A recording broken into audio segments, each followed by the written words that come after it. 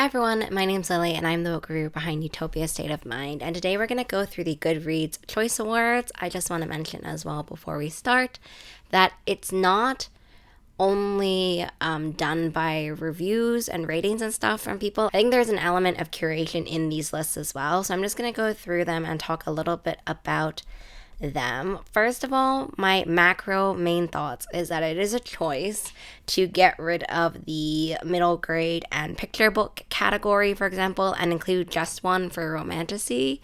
I don't really see the logic behind this. I feel like you could have middle grade and picture book as well as different categories, and you could put them in. Like, I don't see there really being a quota on the amount of categories. I know this is something that was discussed last year for last Goodreads Choice Awards, but I didn't anticipate them adding additional categories, specifically romantasy. I thought they would just remove categories slowly, I guess.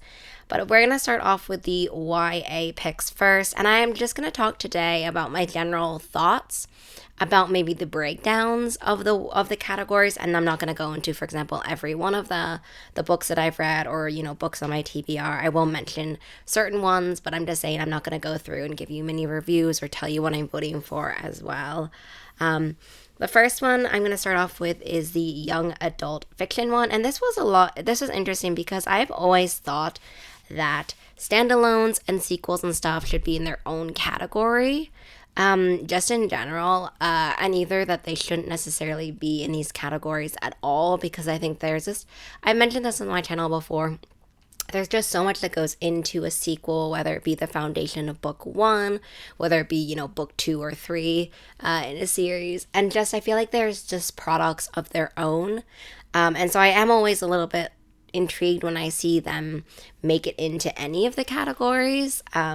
So that was one of the things I thought about in this categories, particularly in general. I do see that some of my absolute favorites are here. I was actually just at Y'all last weekend and talking about the Remixed Classic series and Most Ardently, which I really, really loved, and also the panel with a bunch of these different authors.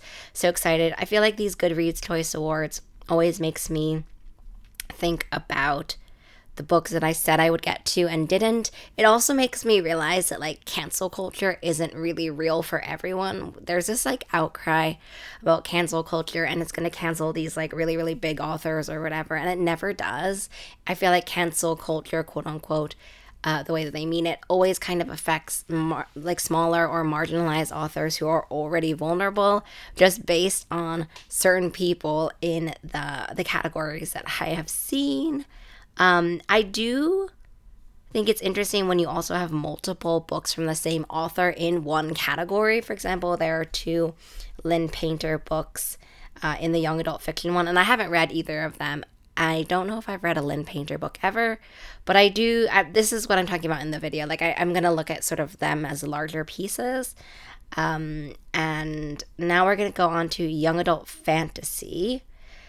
This is kind of what I was talking about in separating sequels as well, specifically in fantasy as well, where you all have tons and tons of books in a series. For example, Wisteria is the 3rd in the Belladonna world. And also, I just feel like even companion novels, depending on the companion novel, sometimes they can have a really hard time standing apart from the original or from the first one. So yeah, I just don't know the logic behind it. There are so many sequels as well in this young adult fantasy one.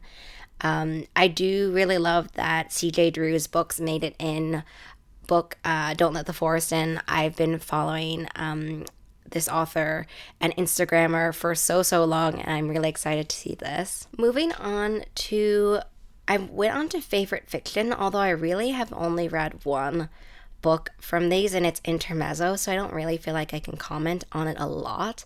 I did already see some talks about the diversity in some of these categories. In historical fiction, I think I've only read... Have I even read The Seventh Veil of Salome? Oh wait, no, I did.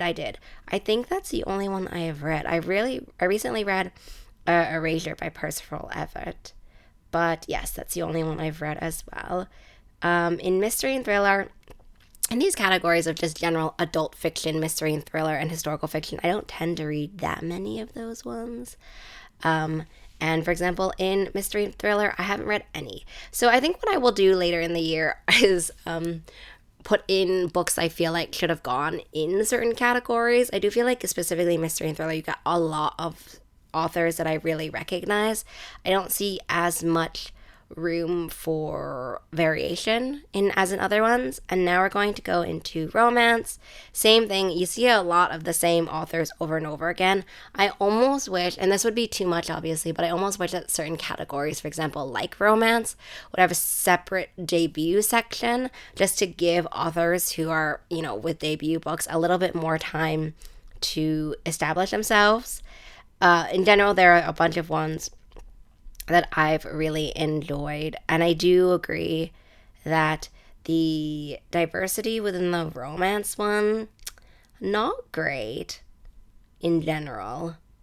But yeah, I just think it's sort of symbolic or emblematic of the fact that within like the really big romance tables, I often see not a lot of diversity in general. And so that's why I kind of feel like there have been some really, really great debut things and really great diversity and really wonderful conversations happening in the romance sphere and in general in the debut sphere, which is why I've really loved doing the debut panels. And so I just feel like sometimes these categories really don't reflect that when you see the same, like, for example, Allie Hazelwood or Emily Henry come up every single year. Now we're going into horror, which I actually have read a few of these. The Eyes Are the Best Parts on my TBR, but I have read The Angel of Indian Lake and So Thirsty.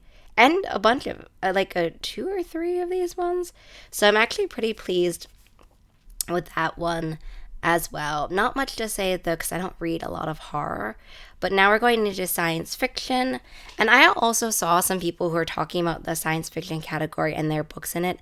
Yeah, and in general, I just also wish that we just saw a little bit more variety within these categories that are more established. In the fantasy, reader's favorite fantasy, which I think is interesting way to put it. I just feel like a lot of these categories, specifically fantasy as well, I feel like if you asked me before I filmed this video what books I thought would be in it, I probably could guess at least half of them, just because they're going to be either books that I saw do really well or books from authors I know that are really beloved. And I feel like that's the general vibe I get from these. I feel like every year I see people talk about kind of what books should be included and what books didn't make it in. And it does make me intrigued about kind of, as I said, the way that this curation is taking place. I don't, was it like Jay Kristoff or whatever last year that threw a fit because his book wasn't included in it? I can't remember. Now we're going to go into the romantasy, which is the first year of this category. And it is interesting to me that they include this as well, just because I find a really hard time, and even looking at these books featured in the category, distinguishing the line between fantasy and romance in a romantasy.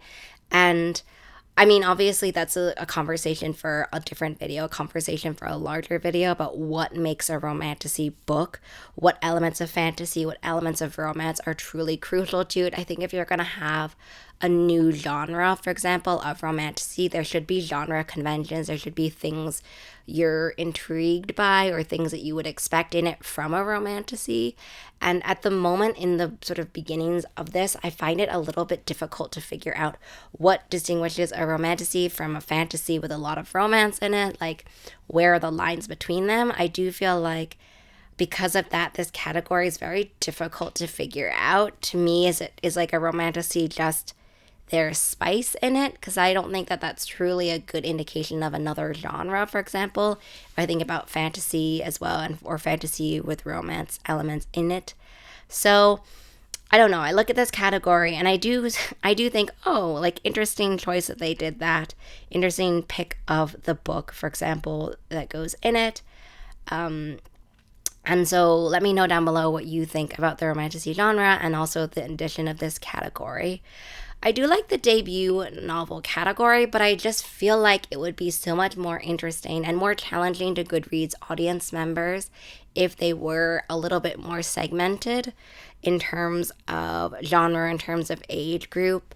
For example, I've been kind of straying away from Goodreads for a variety of different reasons, but I do kind of always look at these Goodreads Choice Awards just to see what's going on, see what's happening, and what kind of conversations are happening. But in general, I am cross posting sort of mini reviews on Goodreads and Storygraph, but in general, I'm not enjoying necessarily my time that much on Goodreads. And I do like that there's audiobook here, but I wish that the favorite audiobook thing or the favorite audiobook category would be a little bit more defined. Like, are we thinking about audiobook production? Are we thinking about audiobook narrator? I would like if they were maybe kind of like the Epic Reads one does, where it's kind of book nerds or whatever. I would love to see kind of more of a favorite audiobook narrator, considering how many audiobooks a narrator can put out in a year. So I am intrigued by that, and I understand that different narrators will do different performances in different books. So that's why I'm kind of like struggling to wrap my head around this category as a whole. Is it just this person's performance in a book? For example, I've read, I think, almost every Emily Henry book on audiobook. And while I agree Funny Story was good for the audiobook narration, do I think it was like either so outstanding that it deserves its own place, or do I think that the audio, it's just like an interesting conversation to think about why or what about the audiobook is supposed to qualify it for this category. Also, Funny Story is the only one I read in audiobook here, and also like they have memoirs too here. It's just like a weird mix of books here that I'm just really, really unsure what is supposed to be happening, what we're supposed to be looking for, how I'm supposed to judge what it is, like which one is the best. So let me know down below what your thoughts are about the audiobook category. I read a lot of audiobooks, so I am intrigued by this, but I don't know yet what to do with this. Okay. Let me know down below as well what ones you're voting for, or what book you saw nominated that was on your TBR but you didn't read yet. And I will see you in the next video, maybe where we chat a little bit more about the romantasy genre. Have a really great rest of your reading day, week, month, and 2024 year, and I will see you in the next video. Bye.